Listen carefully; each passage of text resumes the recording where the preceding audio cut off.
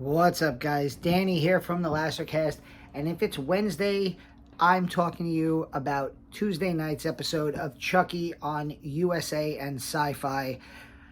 And we're only 2 episodes now away from the end of this season, and I'm confident enough to say that not only is this my favorite new show of 2021, but it might actually, and this is a bold statement, but this might actually be on the way to replacing Ash vs. Evil Dead as my favorite horror TV show spin-off of a franchise that I love. I'm a passionate Evil Dead fan, and I love Ash vs. Evil Dead. Charlotte and I reviewed Season 1 of Ash vs. Evil Dead for this channel, and we're almost done with Season 2, so we're in the middle of that. But this series, Chucky, pays so much love to the fans who have stuck with this franchise since 1988 when that first movie came out. And you have Don Mancini producing. You have this new cast. You have this new great cast of characters intermingling with, as they call themselves, every episode of Chucky has like a little post-episode scrum with the cast and crew, and they have the OGs. You know, I mean, the idea that we've been through, 7 movies in this franchise, and now we're 6 episodes into a series, and I'm looking at Alex Vincent, the same kid who played Andy Barkley in the original 1988 Child's Play film. The fact that Christina Lis is there playing Kyle the way she did in Child's Play 2, which came out in, I believe, like 1990. What happened? Did you just say Kyle? I did. Oh, so yeah, in this episode, Charlotte's here, everybody. Hi. In this episode, Kyle and Andy are back, and that's important for us because we got to meet them at Monster Mania over the summer. And I got to hold Chucky. Yeah, Charlotte got to hold the The Chucky real doll Chucky. And take a picture with Andy. Which I Chucky called was him that? Andy Barkley, with Alex Vincent. Which Chucky was that? I think it was the one from the last movie, with Curse of Chucky. Oh. Yeah. So, yeah, I want you... so I already told Charlotte the next franchise that we're going to get into, since we've watched... she's seen Halloween 2. Did you watch H2O? No, you didn't. But you watched Halloween 2018 and Halloween Kills. Yeah, and we did the entire Friday the 13th. No, we didn't watch the remake yet, but it's not bad. We should watch it. I'm just saying. We've watched 11 of 12 Friday the 13th movies. We watched the Nancy Thompson trilogy for A Nightmare on Elm Street. Yes. And Charlotte has seen Child's Play 1 and 2. So we are going to finish the Child's Play franchise, and then I'm going to rewatch this series with her because it's so good. Is that everything? Yes. Okay. I just heard Kyle and I Yes. got excited. Bye. Kyle was her favorite character from Child's Play 2. It's like, it really does blow your mind because what that shows you is that these actors are not, this wasn't just a role that they played 30 years ago, 25 years ago. These are characters. This was like, this has been a family affair since the beginning. Don Mancini created the character, and he's been involved with every Child's Play movie, with the exception of the 2019 reimagining. He's been a part of that franchise from the beginning, and these actors are devoted to him and his concept.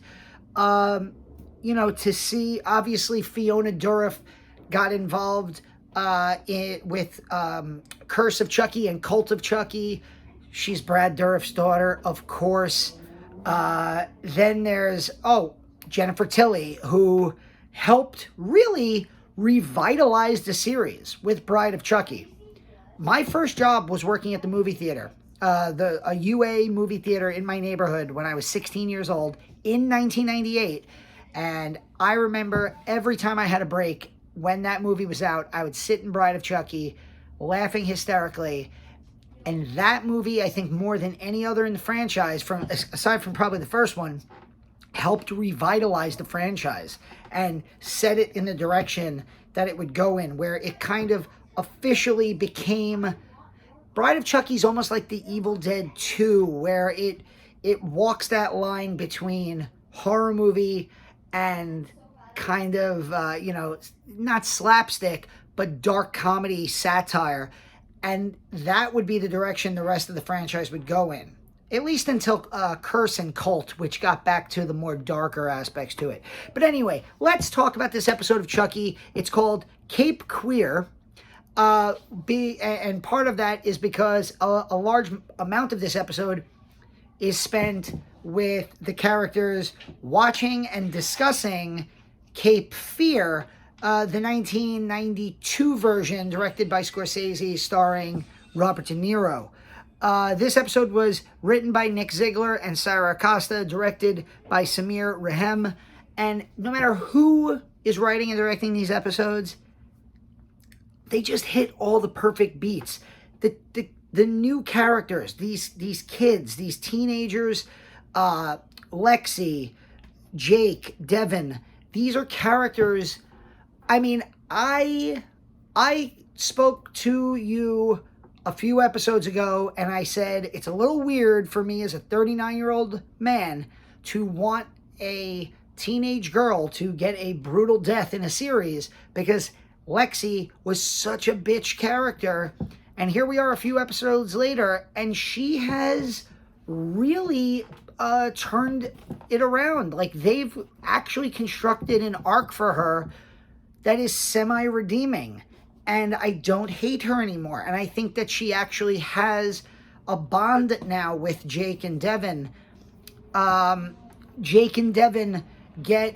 they had their first kiss last week. They get to explore a little bit more. There's this really cute moment where Jake says, maybe when all this is over, we can go out on a date. And they talk about the fact that, what movies do you like? I like horror movies. Well, at least I used to, being in this situation. There's also a great moment where Devin talks to his mom, who's the police chief or one of the head police officers. And, she knows that he has feelings for Jake, and she's like, maybe you can invite him over for dinner. So there's this like wonderful accepting part of that. There's also a great moment in this episode where they finally gave Lexa Doig something to do. I'm a huge Lexa Doig fan. Charlotte walked in while I was watching it this morning and went, isn't that the girl that got frozen with Jason and Jason X? And I'm like, yes, it is. Lexa Doig plays Junior's mom, and basically takes in Jake after his dad is killed by Chucky. And we find out last week that she has stage 4 cancer. And then she gets this moment where she gets to reveal her condition to Junior. And I'm not going to lie, I really did tear up watching it this morning. I wasn't ready for that level of like realness in the show. You're watching a show about a killer doll who makes sarcastic comments as he's stalking you. You're not expecting serious, heavy, cancer dialogue where a mom is talking to her son about that. And in another show or another series, it would feel out of place, but this show manages to balance those serious topics: bullying, young LGBTQ issues, serious medical issues. It manages to balance those serious things with the utter lunacy of there's a killer doll, and we're getting to see the flashback stuff, which is great. The actor, I don't know who it is, but the actor who plays young Chucky, or younger Chucky, I mean, my goodness, he looks and sounds just like Brad Dourif did in 1988. You couldn't have gotten better casting and then makeup to make him look up like that. It's fantastic. There's some great moments between Jennifer Tilly and Fiona Dourif, Tiffany and Nica. So apparently the thing is, Nica is possessed by Chucky, but blood triggers her to snap out of the possession. And so she snaps out of the possession when she gets blood on her, and Tiffany is able to sense that she knows. She's just able to know. She knows Chucky too well to know that that Nica is pretending to be possessed by Chucky. And so that situation is about to hit a crescendo coming up. We also get a great moment where, like I said in the beginning, Andy and Kyle are going around hunting down the remaining Chucky dolls from the cult of Chucky. And they go to this house acting as census takers, and they ask the little girl, to see her doll collection so that they can count them. And she brings down a Charlie doll. It's Chucky. And there's a great moment where they just unload their guns and start shooting this good guy doll in front of this family in a hilarious moment. And then they like drive off, and they're like, yeah, they're going to be scarred for life. Yeah, but who would believe them? So there's great stuff there. The thing that is a couple big kills in this episode, as Chucky goes after and kills, obviously spoiler alert if you haven't seen the episode so far, but after we get the reveal of Lexa Doig, Junior's mom, having the stage 4 cancer, and the terribly sad moment where she reveals that to Junior, you get Chucky killing her by basically rolling a heavy cart into her in front of a window. She crashes through the window and falls to her death right in front of Junior. And it's leading me to believe Junior already feels ostracized by the group.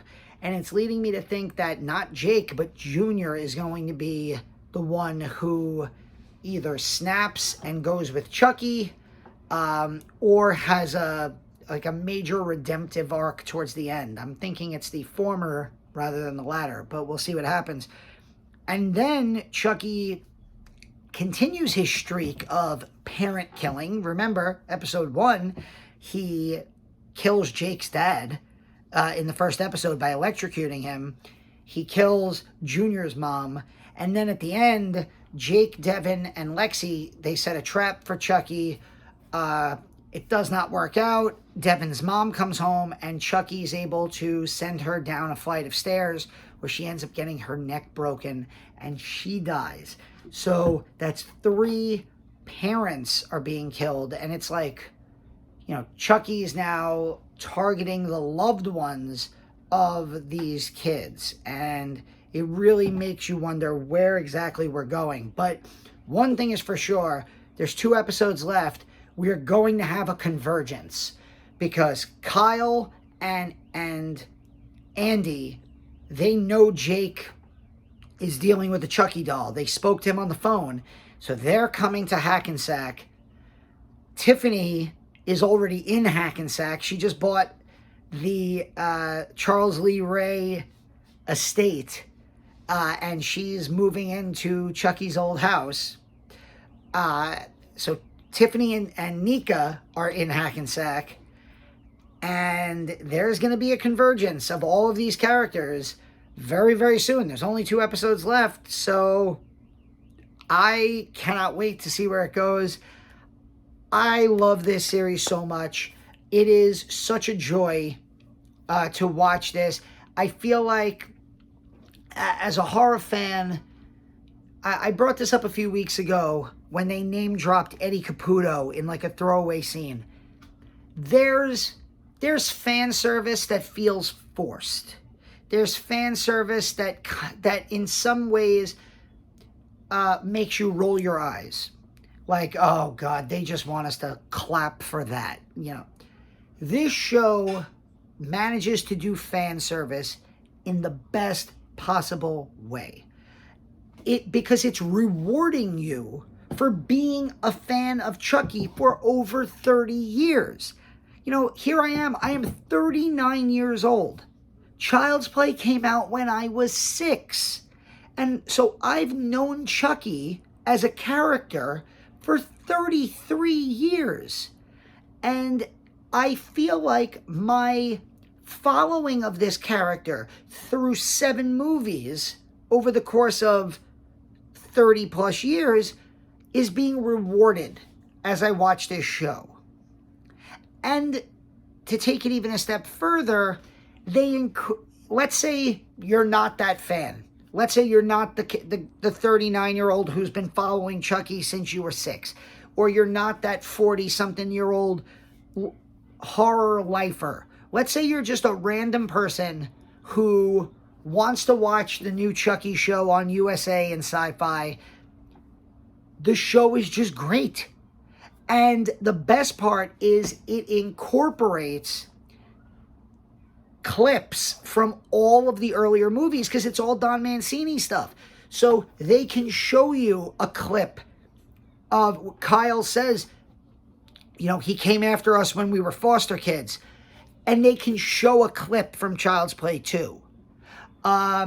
They can show a clip of Tiffany in Bride of Chucky. They can show clips from Curse and Cult of Chucky with Nica in the wheelchair. They can show that stuff so that they're giving the exposition to the people who are not familiar with the lineage, the long history of Child's Play. They give that to you. And it just makes it such a fun series to watch. I cannot wait. Now that I'm so into this show now, I can't wait to go back and rewatch the rest of the movies with Charlotte. I haven't seen Child's Play 3 in probably 25 years.